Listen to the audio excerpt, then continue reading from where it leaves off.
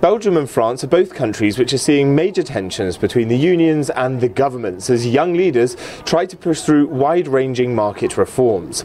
Here in Brussels, post offices as well as government finance and health administration offices are remaining closed as part of a two-day walkout over an hours and pensions dispute. In France, where President Emmanuel Macron says he will not back down to union action, rail workers are entering their fifth week of strikes in which they walk out for 2 out of every 7 days.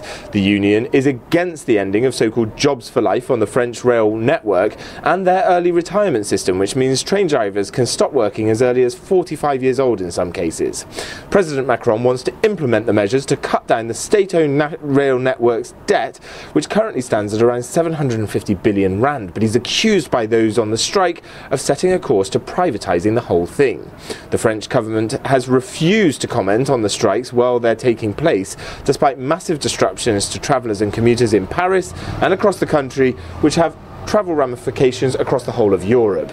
The unions say that if they're not listened to, they'll simply continue to strike, with French Prime Minister Philippe Edouard due to meet with the union leaders on May 7th. But as with recent labour market reforms, the government insists it won't be backing down.